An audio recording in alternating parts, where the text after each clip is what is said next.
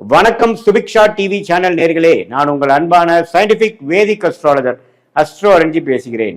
நல்லது நினைப்போம், நல்லதே நடக்கும். இந்த வீடியோவில் நம்ம என்ன பார்க்க போறோம்னா, மேஷ ராசிக்காரர்களுக்கு இந்த வரக்கூடிய ஜூன் 2ஆம் தேதி 2026 வரக்கூடிய குரு பெயர்ச்சி எத்தகைய ஒரு பெயர்ச்சியாக அடுத்த வரக்கூடிய ஒரு ஆண்டு, கிட்டத்தட்ட ஒரு ஆண்டுக்கு மேலேயே சொல்லலாம்.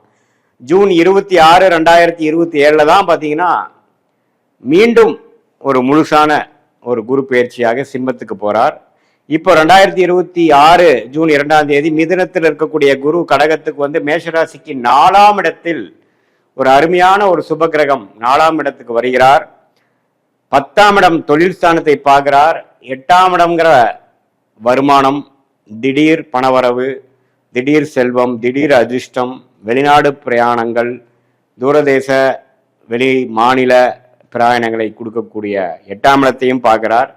12ஆம் இடம் என்று சொல்லப்படுகிற விரயம், சுப விரயம், முதலீடு, வெளிநாடு செல்லக்கூடிய அமைப்பு, ஒரு இடம் விட்டு ஒரு இடம் போகுது, இம்போர்ட் எக்ஸ்போர்ட் ரிலேட்டடா பண்றது, பண விஷயத்துல நிறைய குடுக்கல் வாங்கல் புலக்காட்டங்கள் அதிகமாக கூடிய அந்த 4ஆம் இடத்தில் உச்ச குருவாக மேஷராசிக்கு பல வாழ்க்கை மாற்றங்களை கொடுக்கக்கூடியதாக 12 வருஷத்துக்கு ஒரு தடவை குரு உச்சமடைகிறார் இல்லையா? அந்த 12 வருஷத்துக்கு ஒரு தடையாக இந்த 2026 ஜூன் 2ஆம் தேதியிலிருந்து அடுத்த ஒரு வருடத்துக்கும் பார்த்தீங்கன்னா குரு உச்சம் பலனை கொடுக்க போகிறார். குறிப்பா மேஷராசிக்கு 4ஆம் இடத்திலிருந்து பார்க்கறதுனால, ஒரு கேந்திரஸ்தானத்திலிருந்து பார்க்கறதுனால ஒரு அருமையான ஒரு வளர்ச்சியை வாழ்க்கையில இதுவரை செய்து கொண்டிருக்கக்கூடிய வியாபாரமா இருந்தாலும் சரி, தொழிலா இருந்தாலும் சரி, வேலையா இருந்தாலும் சரி, நல்ல ஒரு முன்னேற்றத்தையும் மாற்றத்தையும் புரட்சிகரமான சில வளர்ச்சியையும் கொடுக்கக்கூடிய ஒரு பயிற்சியாக மேஷராசிக்காரர்களுக்கு குரு பயிற்சி அமைகிறது.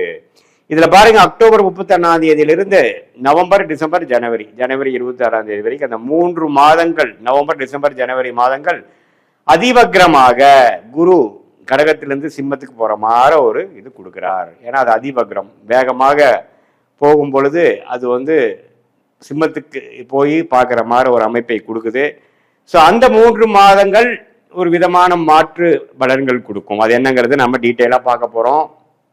சயின்டிபிக் வேதிக் அஸ்ட்ராலஜி முறையில் எதையும் மிகைப்படுத்தாமல் ஒரு கிரகமும் ஒரு மாதிரி இடத்துல இருக்கும் பொழுது எது மாதிரி ஒரு தாக்கத்தை கொடுக்க போகுதுங்கிறது நம்ம சயின்டிபிக் வேதிக் அஸ்ட்ராலஜி முறையில், அறிவியல் சார்ந்த முறையில், ஒளி தத்துவ முறையில் பார்க்குறோம். எதையும் மிகைப்படுத்தாமல், பரிகாரங்கள் அது மாதிரி விஷயத்துக்குள்ள போகாமல் உண்மையான ஒரு அமைப்பு எப்படி இருக்குன்னு நம்ம துல்லியமாக பார்க்க போகிறோம். ஸோ மேஷராசிக்கு பாருங்க, குரு 4ஆம் இடத்துக்கு வருவது நிறைய முன்னேற்றங்களை கொடுக்குதுங்க. இடம் சம்மந்தப்பட்ட விஷயங்கள், வீடு சம்மந்தப்பட்ட விஷயங்கள், வாகனம் சம்மந்தப்பட்ட விஷயங்கள், தாயார் சம்மந்தப்பட்ட விஷயங்கள்ல நல்ல ஒரு மாற்றம், ஒரு நற்செய்தி, ஒரு அபிவிருத்தி, வளர்ச்சி எல்லாமே கொடுக்கக்கூடிய அமைப்பு இருக்கு. வேலையில் இருக்கிற சில நடுத்தர வயதில மேசராசிக்காரர்கள் தொழில் அமைப்புக்குள்ள போகக்கூடிய அமைப்பு இருக்கு. தொழில் ஆல்ரெடி இருக்கிறவங்க வளர்ச்சி பெறக்கூடிய அமைப்பு இருக்கு.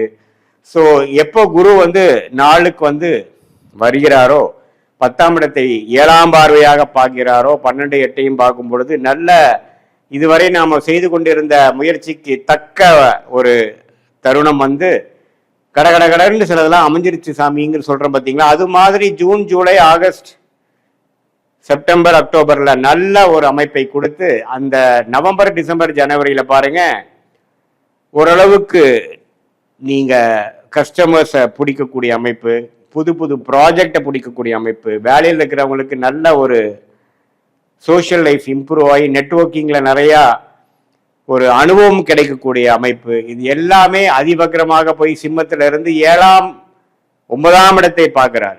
5ஆம் 4ஆம் இடத்தில் இருக்கக்கூடிய குரு 5க்கு போய் 8 பார்த்துட்டு இருந்தவர் 9ஐ பார்க்கும் பொழுது பாக்கியங்களை சில பெறுகிறது. இதுவரை நமக்கு குடும்பத்துல அப்பா விஷயங்கள், குழந்தைகள் விஷயத்துல அவ்வளோ நமக்கு நற்செய்தி இல்லாமல், நல் உறவு இல்லாமல் இருந்தது எல்லாமே கொஞ்சம் போக்கி ஒரு நல்ல பேட்சப் ஆகக்கூடிய அமைப்பு, நல்ல ஒரு அன்னோனிய விஷயங்கள்ல வளர்ச்சி வரக்கூடிய அமைப்பு, இது எல்லாமே அதிவக்ரத்துல குரு நவம்பர், டிசம்பர், ஜனவரி போகிறது நல்லது. அதுக்கப்புறம் பிப்ரவரி, மார்ச், ஏப்ரல், மே, ஜூன் அந்த 5 மாதம் அடுத்த வருடம் பார்த்தீங்கன்னா திரும்பி கடகத்துக்கே அவர் இன்னமே வெளிநாடு, வெளி மாநிலம், அதே மாதிரி இம்போர்ட் எக்ஸ்போர்ட், படிப்பு விஷயத்துல, உடல்நல விஷயத்துல, தாயார் விஷயத்துல, சொத்து விஷயத்துல எல்லாத்துலேயுமே கொஞ்சம் டக்குன்னு சிலதெல்லாம் நடந்துருச்சு, ஒரு முன்னேற்றம் அடைஞ்சது, சில விஷயங்கள் சாதிச்சிட்டேன், இப்போ எனக்குன்னு ஒரு ஐடென்டிட்டி இருக்கு, இதுவரை நான் ஒரு ட்ராக் ரெக்கார்ட் போட முடியாமல்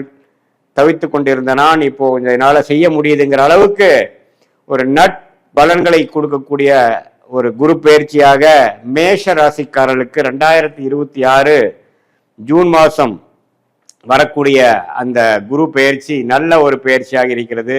சனி 12ஆம் இடத்திலே இருந்து விரயங்களை கொடுக்கிறார், சுப விரயங்களை கொடுக்கிறார், டிராவலிங்கை கொடுக்கிறார், பல ரிசர்ச்ல பல முயற்சிகளை பண்ண வைக்கிறார்.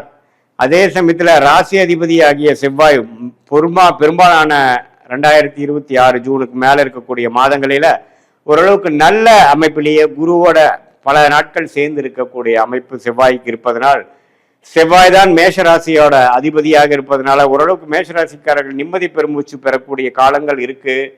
ஓரளவுக்கு 2025 பல விஷயங்கள் சரியா வரவில்லை, வர வேண்டிய பணம் வரவில்லை, பல விஷயங்கள் ப்ராப்பர்ட்டி ரிலேட்டடான விஷயத்துல ஒரு நற்செய்திகள் இல்லை அப்படிங்கிற அமைப்பெல்லாம் மாறி ஓரளவுக்கு நல்லாவே வந்துட்டோம் அப்படிங்கிற லெவலில் கொடுக்கக்கூடிய ஒரு குரு பயிற்சியாக 12 ராசியிலேயே ஓரளவுக்கு நல்ல குரு பயிற்சியாக ஒரு அருமையான ஒரு பயிற்சியாக வாழ்க்கைக்கு வேணுங்கிற முக்கியமான விஷயமாகிய வேலை, உத்தியோகம், தொழில், இடம், தாயார், வீடு, வண்டி, வாகனம், சுகம், இது எல்லாத்தையுமே ஓரளவுக்கு நல்ல வளர்ச்சியும் அபிவிருத்தியும் கொடுக்கக்கூடிய அமைப்பாக நெக்ஸ்ட் ஸ்டேஜ் இன் லைஃப்க்கு நம்ம போகக்கூடிய ஒரு அடித்தளத்தை கொடுக்கக்கூடிய ஒரு ஆண்டாக ஜூன் 2026 அடுத்த வரக்கூடிய ஜூன் 2027 வரைக்கும் இந்த 13 மாதங்கள் குரு பயிற்சி நல்ல தாக்கத்தை மேஷராசிக்காரர்களுக்கு கொடுக்குதுங்கிறது தான் உண்மை.